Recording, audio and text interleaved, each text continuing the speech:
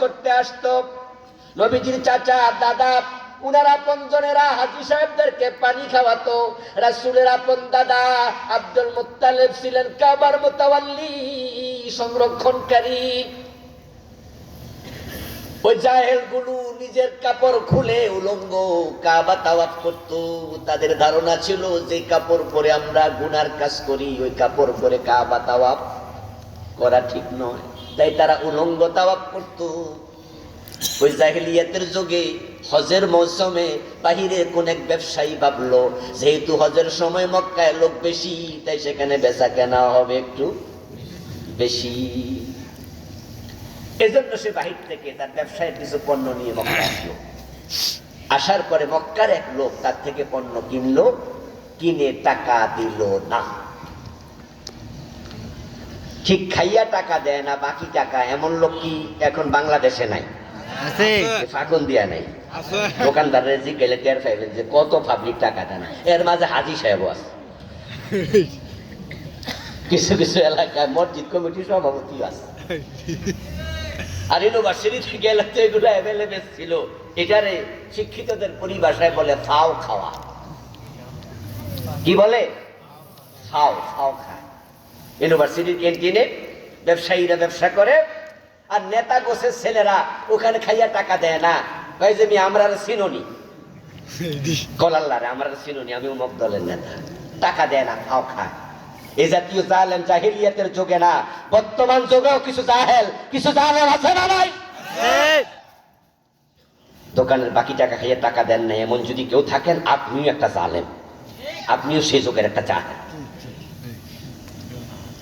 আরে কত দোকানদার গরিব মানুষ, তার ব্যবসায় পৌঁছেছিল 1 লাখ, বাকি দিতে দিতে এখন 30,000ও নেই।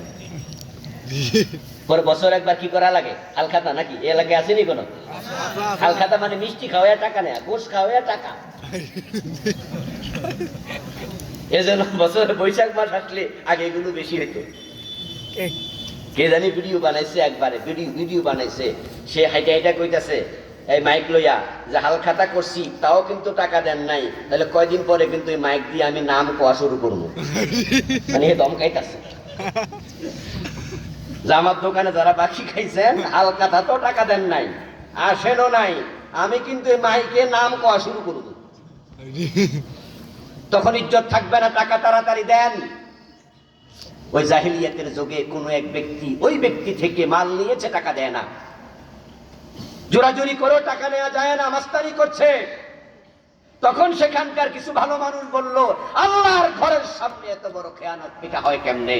ঠিক আছে, অন্যায়কারী যারা আমরা প্রতিরোধ করব, একা তো পারবো না, একটা সংগঠন বানানো দরকার। তখনই বানানো হলো হেল্পফুল। ওই হেল্পফুল ফুজুলের মাধ্যমে প্রিয় নবীজি মানুষকে বললেন ভালো হও, ভালো হও।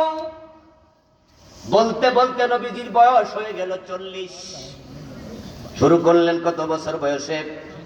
ওয়াজ বাড়িতে নিয়েন কত বছর? 17। এখন বয়স 40। কত বছর গেল? 23।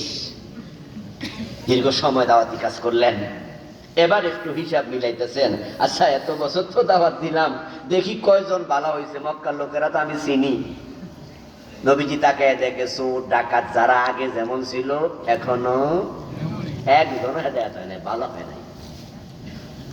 প্রিয় নবী চিন্তায় পড়ে গেলেন, ভাবলেন যে ঘটনাটা কি? বলতেছি তো কাম হয় না, কাম। ওষুধ খাওয়ার পরও জ্বর কমে না, এমন ঘটনা কি হয় না? 3 দিন 5 দিন জ্বরের ওষুধ, নাফা S+, নাফা 1। নিজে নিজে ডাক্তারি করে অনেক খাইছেন, ভাবছেন যাইব গা।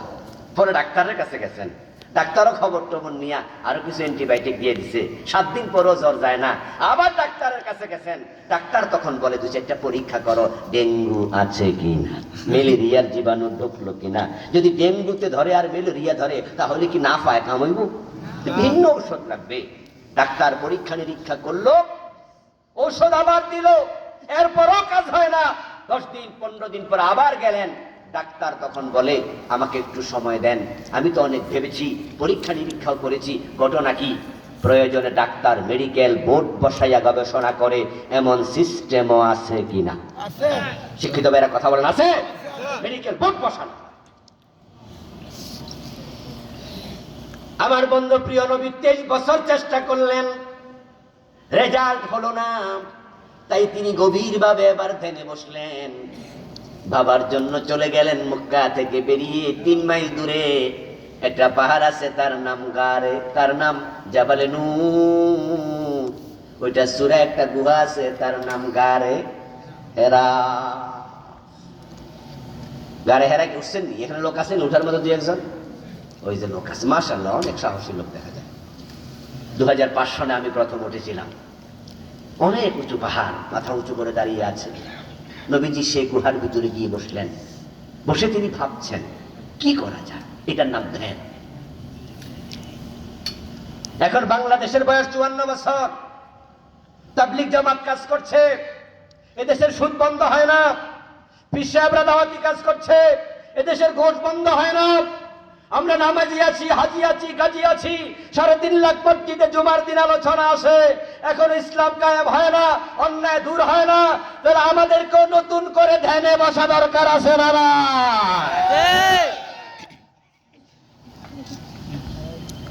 54 বছর তো চলে গেল, তাবলীগ জামাতের ইজতেমা হয়তো 3 দিন, এখন হয় কয়দিন? 6 দিন। 2 ভাগে হয় নাকি? লোক তো বেড়েছে আগের চেয়ে। মসজিদ ছিল আগে কয়টা, এখন তো 3.5 লাখের উপর। জুমার দিন মসজিদে মুসল্লি জায়গা হয় না। নামাজি আছে, হাজি আছে, গাজী আছে, কিন্তু ইসলাম কোথায়, শান্তি কোথায়? সুদ তো বেড়ে যাচ্ছে, গোস্ত বেড়ে যাচ্ছে, মাদক বেড়ে যাচ্ছে। তাহলে কেন কাজ হচ্ছে না? ধ্যানে বসো, ভাবতে হবে। ভাবলে নতুন করে সূর্য উদয় হবে ইনশাআল্লাহ। নবীজি ধ্যান করেছেন, ভেবেছেন, গারে হেরায় বসলেন। আল্লাহ তাআলা জিবরিল আমিনকে পাঠালেন, নাজিল হয়ে গেল ইকরা বিসমি রাব্বিকাল্লাযী খালাক। কোরআনে কারীম আসা শুরু, আওয়াজ দিয়া পড়েন সুবহানাল্লাহ। সুবহানাল্লাহ। কিতাব আনজালনাহু ইলাইকা লিতুখরিজান নাস মিনাল যুলুমাতি ইলান নূর।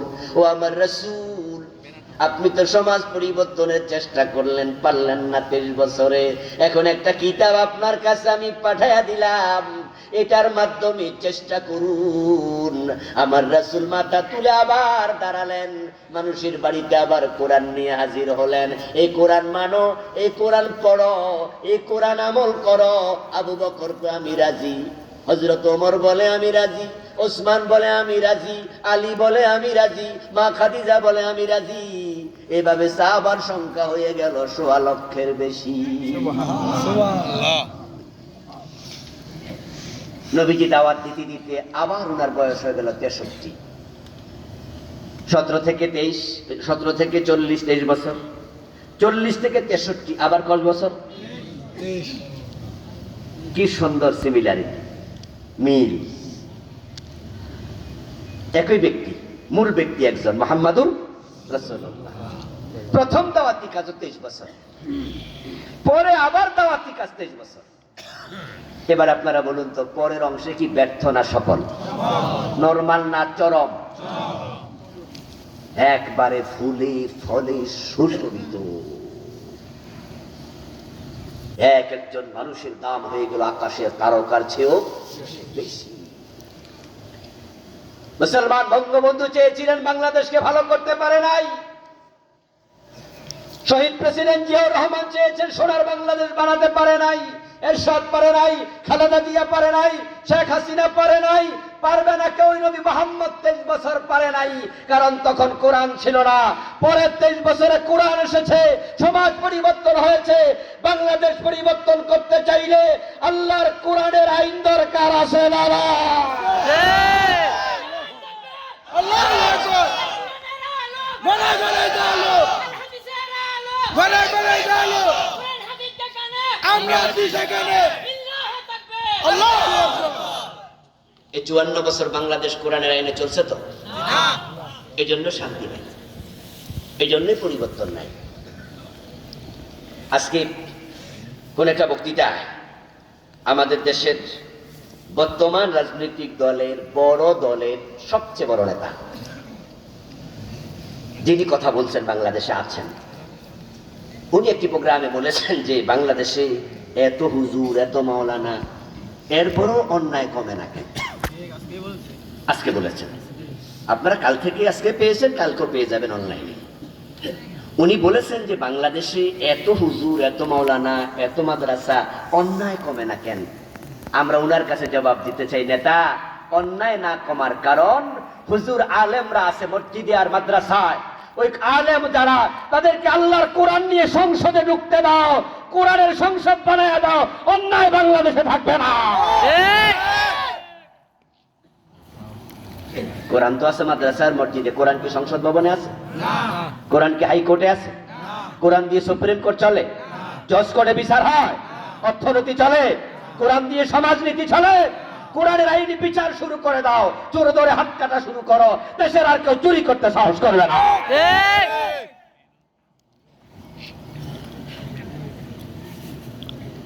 নবীজি প্রথম 23 বছরে পারেননি, কারণ তখন কোরআন ছিল না। 17 বছর বয়সে কি কোরআন পাইছিল? আর 30 বছর বয়সে পাইছিল না, বয়স 40 বছর 6 মাস, তখন কোরআন নাজিল শুরু হয়। কোরআন যখন প্রিয় নবীজির কাছে এসে গেল, তখন তিনি কোরআনের মাধ্যমে মানুষকে এমন ভাবে দাওয়াত দিলেন, তিনি নিজেও ওহির বাহিরে বলতেন না, ওহির বাহিরে করতেন না, ওহির বাহিরে নিজেও চলতেন না।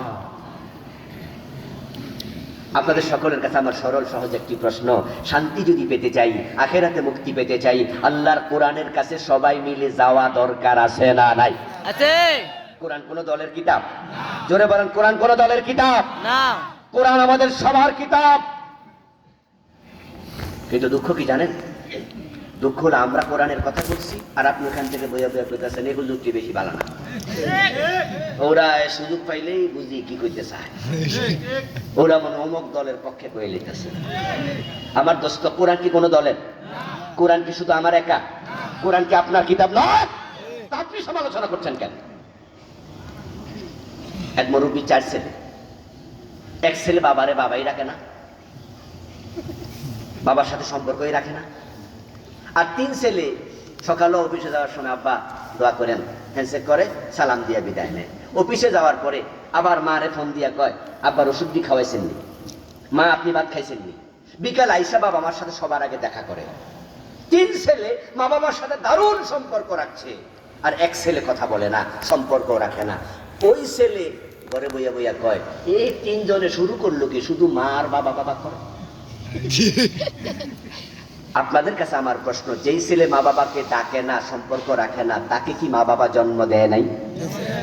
কথা বলে না কেন ভাইরা? জন্ম দেয় নাই? তো তোমার মা জন্ম দিয়েছে, এই বাবা তোমারও বাবা, এই মা তোমারও মা, তুমি মা ডাকো না, বাবা ডাকো না, ওই 3 ছেলের দোষ না, তাদের দোষ দিও না, বরং তুমি জালেম। কোরআন আমাদের একার কিতাব না, আমরা কোরআনের আইন চাই, আপনি চান না, এটা আপনার দোষ, আমাদেরকে জঙ্গিবাদ বলবেন না, আমাদেরকে মৌলবাদী বলবেন না। কোরআন আমারও কিতাব, আপনারও কিতাব। আপনি কোরআনের আইন চান না, এটা আপনার দোষ। ওই ছেলে যে বাপ ডাকেন, এটা এর দোষ, বাকি 3 ছেলের দোষ আছে? বরং ওই 3 ছেলে যা করছে সেটাই হলো আসল কাম। যে মানুষগুলো আল্লাহ কোরআনের সাথে সম্পর্ক কম রাখে, কোরআন দেখে মুখ ফিরিয়ে নেয়, হাশরের ময়দানে আল্লাহ ওই মানুষগুলোকে অন্ধ বানাইয়া তুলবে।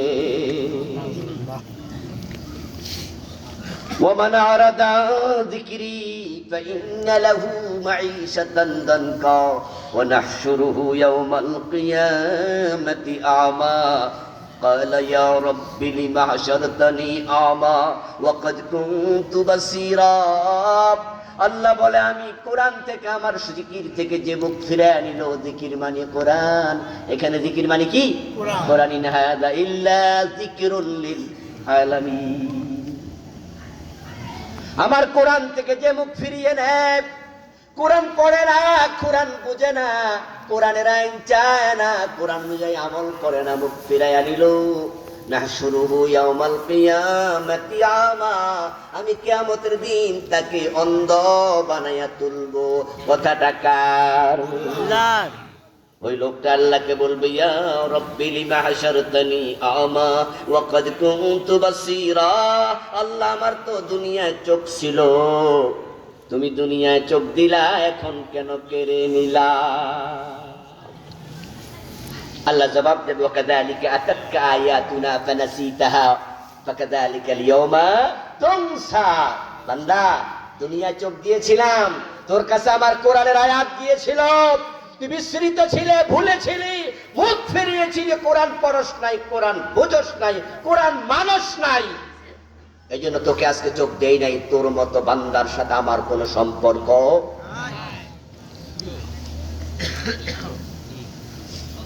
দ্বিতীয় কি জানেন? দ্বিতীয় হলো যারা কোরআন বিমুখ, নবীজি মুহাম্মদ বলুন সাল্লাল্লাহু আলাইহি ওয়াসাল্লাম, তাদের বিরুদ্ধে আল্লাহর কাছে মামলা দেবেন। প্রথম শাস্তি কি বলেন না? এই যে বললাম, প্রথমটা কি? আচ্ছা, কেউ কি অন্ধ হয়ে উঠতে চান? কেউ কি অন্ধ হয়ে উঠতে চান? ওটা থেকে বাঁচতে হলে কোরআনের পক্ষে আসা লাগবে। যদি বলেন যে কোরআনের পক্ষে আসলে তো হুজুর ওই দলের সদস্যপদ আমার থাকবো না, কারণ আমার দল তো আর কোরআন চায় না। এখন আমি যদি কোরআনের পক্ষে চলে আসি, তাহলে তো ইউনিয়ন সভাপতি আমি, আমার পদটা থাকবো না। আমি তো অমুক দলে আছি। তো তোমার কাছে দুনিয়ার দলের দাম যদি বেশি হয়, আখেরাতে তুমি অন্ধ হওয়া লাগবে। আর আখেরাতে অন্ধ হতে চাও না ভাই, তাহলে দলের মাথায় লাথি মেরে ফেলে দাও, ওই দলকে তালাক দিয়ে দাও।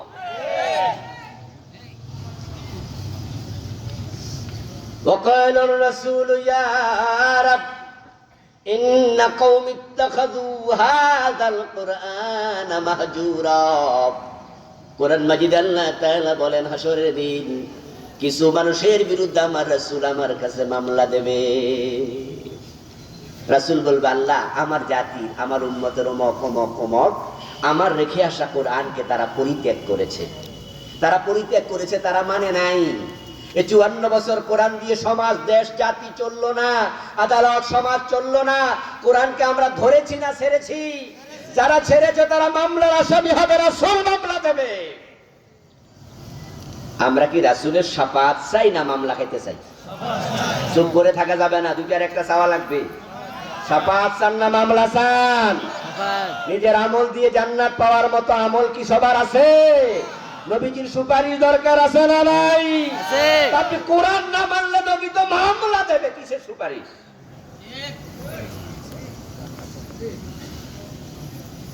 এই কথাগুলো বলার কারণে তো মাঝখান দিয়া ফাঁকুন দিয়ে আইতে পারি নাই। 5 বছর নাকি পটিয়া দিয়ে আইতে পারি নাই, কাপাসিয়া তো 12 বছর পারি নাই। এরপরও কি কথাগুলো বলা বন্ধ করছি? নো, একদিনের জন্য কম্প্রোমাইজ করিনি। মাহফিল থাকলে থাক, না থাকলে নাই। চাকরি থাকলে থাক, না থাকলে নাই।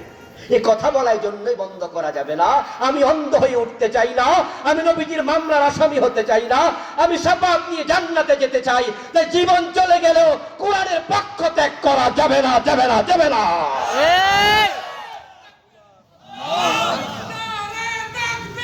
আল্লাহু আকবার, আল্লাহু আকবার, জিন্দাবাদ, জিন্দাবাদ।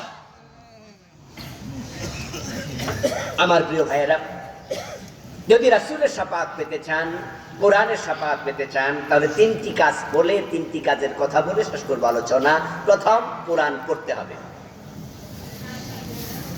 আওয়াজ দিয়ে একটু কথা বলবেন। এখানে যারা আছেন সকলে কি কোরআন পড়তে পারেন? যারা পারেন আওয়াজ দেন। পারেন? পারেন। সবাইকে আওয়াজ দিছে? দেয়নি, কারণ সকলে পড়তে পারে না। কোরআন যারা পড়তে পারেন না তারা চুপ ছিলেন, আওয়াজ দেন নাই। কিন্তু কে কে চুপ ছিল ওইটাকে আমরা দেখছি? আমরা টের পাই নাই। কিন্তু যিনি চুপ ছিলেন তিনি কি টের পাইছে? কথা কয় না কেন? যিনি চুপ ছিলেন, তিনি যে চুপ, তিনি কি টের পাইছে?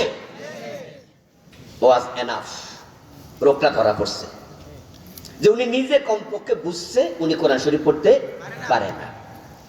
আর রোগ ধরা পড়াও একটা চিকিৎসা। কারণ যার রোগ ধরা পড়ে না, ডাক্তার টেনশনে পড়ে যায় যে কি ওষুধ লিখতাম, আমিও তো বুঝি না কোন ওষুধ। এই জন্য রোগ ধরা পড়া কিন্তু একটা চিকিৎসা, এটা প্রাথমিক চিকিৎসা। ধরা পড়লে বোঝা যায় যে উনার ডায়াবেটিক, তাহলে এখন কি ক্যান্সারের ওষুধ দেওয়া যাবে? তখন দিয়ে ভাইরা কথা বলতে হবে তো, ওনার ডায়াবেটিক ক্যান্সারের ওষুধ দেওয়া যাইব? তাহলে আগে রোগ ধরা পড়ুক তারপর ওষুধ। যারা কোরআন করতে পারেন না, চুপ ছিলেন, যারা আপনার রোগ ধরা পড়ছে, আপনার কোরআন শিখা দরকার আছে না নাই? প্রথম কাজ কোরআন পড়ুন, না হয় অন্ধ বানায় আল্লাহ তুলবে। আহারে কত সুন্দর দুইটা চোখ দিছে, এ চোখ দিয়া কত মোবাইল দেখলেন, কত নাটক দেখলেন, কত সিনেমা দেখলেন, কত টেলিভিশন দেখলেন, কত খেলা দেখলেন, কত বাজারে হাঁটা, রাস্তার দুই পাশে চলে যাওয়া, স্কুল কলেজে মেয়েদের দিকে তাকালেন। এই চোখ দিয়া কি আকাম করার জন্য আল্লাহ চোখ দিয়েছিল? কোরআনের পাতা কেন দেখলেন না? কোরআন কেন দেখলেন না? এই জন্য প্রথম কাজ হচ্ছে কোরআন পড়া। এবার বলুন তো, শুধু পড়লে চলবে? কোরআন বোঝা দরকার আছে না নাই? যারা শুধু কোরআন পড়ে কিন্তু আল্লাহর কোরআনে আল্লাহ কি বলেছে তা বুঝে না, পবিত্র কোরআনে আল্লাহ তাদেরকে গাধার সাথে তুলনা দিয়েছেন। কামাসালিল হিমার ইয়াহমিলু আসফারা, আল্লাহ বলে তারা হলো গাধার মতো। গাধা চিনির বোঝা বয়, কিন্তু চিনি খেতে মিষ্টি, এটা গাধা বোঝে না।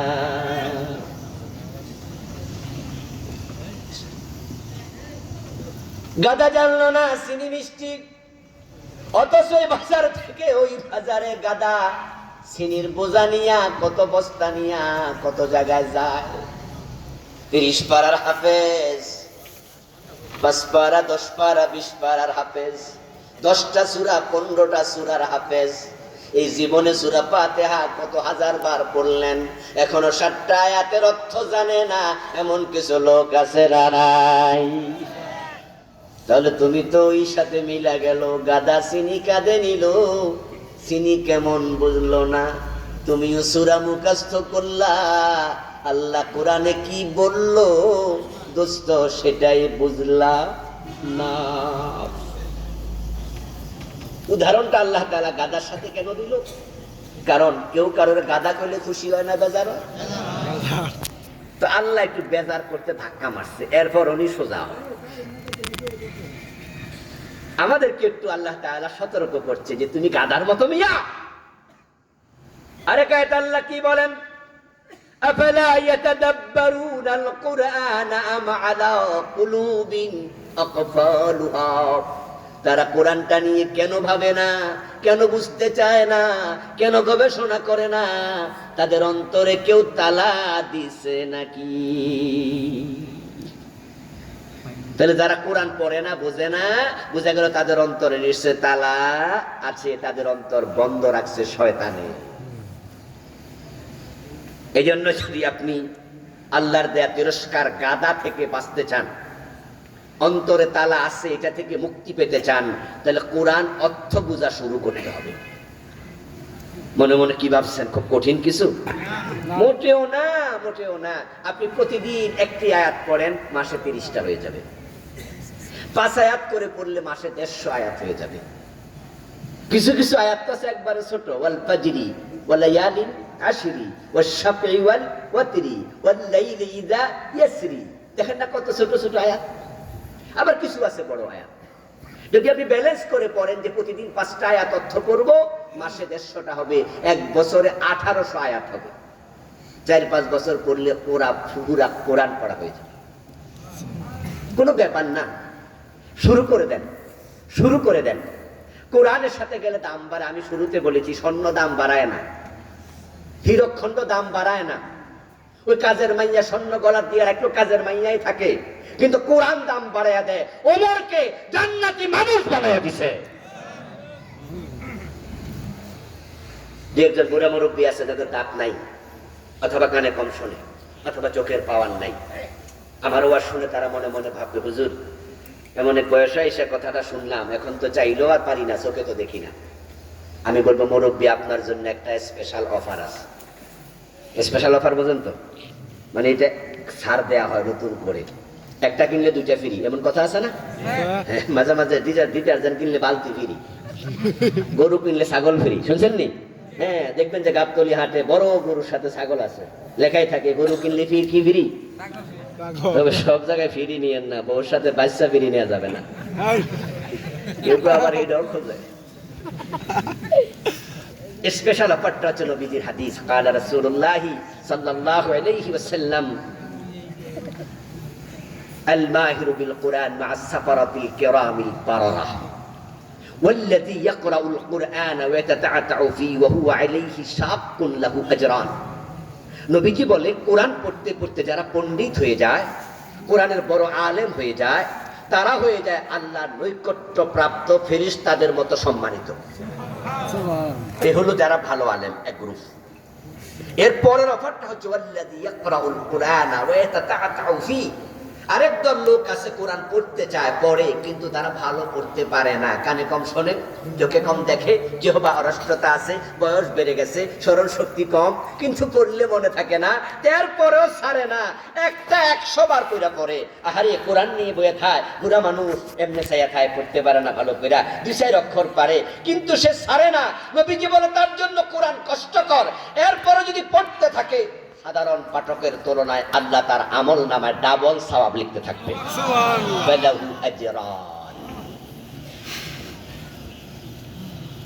আরেকটা অফার আছে, শুনবেন নি? না, সবাই কইছে না, শুনবেন? قال رسول الله صلى الله عليه وسلم من يطلب العلم وجاءه الموت وهو يطلب العلم ليحيي به الإسلام فبينه وبين النبيين درجة واحدة। আমার রাসূল বলেন, সে ইসলাম শিখতেছে, কোরআন হাদিস শিখতেছে, মনে মনে ভাবে এখানে আল্লাহ কি বললো আমি তো জানি না, এখন আমি জানবো। এইভাবে শিখতে শিখতে হঠাৎ একদিন আজরাইল হাজির হয়ে গেল। মান জাআহুল মাউত ওয়া হুয়া ইয়াতলুবুল ইলমা, মৃত্যু এসে গেছে, সে এলেম শিখতেছে। নবীজি বলেন এলেম শিখা অবস্থায় মারা গেলে সে নবীদের পাশের জান্নাত পাবে। বাইনাহু ওয়া বাইনান নাবিয়্যিনা দারাজাতুন ওয়াহিদা, নবীর পাশের জান্নাত আল্লাহ দিয়ে দেবে। এজন্য স্কুল কলেজে ভর্তি হওয়ার বয়স আছে, কিন্তু কোরআন শিখার কোনো বয়স নাই। অর্থ পড়বেন।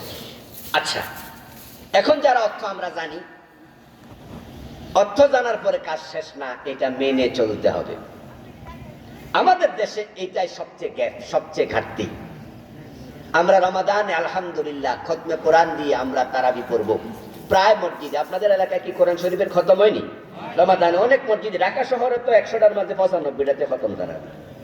গ্রামেও খতম তারাবি হয় বড় বড় মসজিদগুলোতে। যখন খতম তারাবিতে হাফেজরা কোরআন পড়ে, আমরা যারা নন হাফেজ, তবে আমরা মাওলানা, আমরা কিন্তু হাফেজ কি পড়ছে আমরা বুঝি। আলহামদুলিল্লাহ কোরআন পড়ছে, আস-সারিকু ওয়াস-সারিকাতু ফাকতাউ আইদিয়াহুমা জাযাআম বিমা কাসাবা নাকালাম মিনাল্লাহ। আমরা বুঝে ফেলতেছি আল্লাহ বলতেছে চোর নারী হোক আর পুরুষ হোক, ধরে ধরে হাত কেটে দাও, এটাই তাদের প্রতিফল আল্লাহর পক্ষ থেকে, এটাই হচ্ছে শাস্তি। এই যে আমরা বুঝলাম, কিন্তু মানলাম কয়দিন? তো কোরআনকে শুধু পড়ার বুঝা দায়িত্ব শেষ, মানা লাগবে না? আমরা শুনেছি পড়ছে হাফেজ সূরাতুন নূর, আয-যানিয়াতু ওয়াজ-যানি ফাজলিদু কুল্লা ওয়াহিদিন মিনহুমা মিআতা জালদা ওয়া লা তা'খুযকুম বিহিমা রাফাতুন ফি দীনিল্লাহ।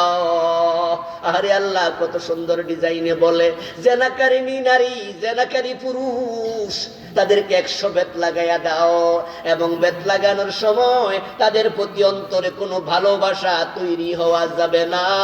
যে 90টা লাগাইয়া বলবা 10টা মাফ, 95টা লাগাইয়া বলবা 5টা মাফ, এটা যেন না হয়। আমি আল্লাহ বলছি 100 বেত দিতে হবে, 100। আল্লাহ কত সুন্দর করে বুঝাইয়া বুঝাইয়া বলে। আমরা মাওলানারা বুঝলাম হাফেজ সাহেব কি পড়ে, কিন্তু বাংলার আদালতে 100 বেত কোনোদিন দেয় না। পড়ার পরে শেষ, কাজে লাগাইলাম না। যারা কোরআন পড়ে কোরআন মানে না, এটার নাম কোরআনের উপর ঈমান আনা না।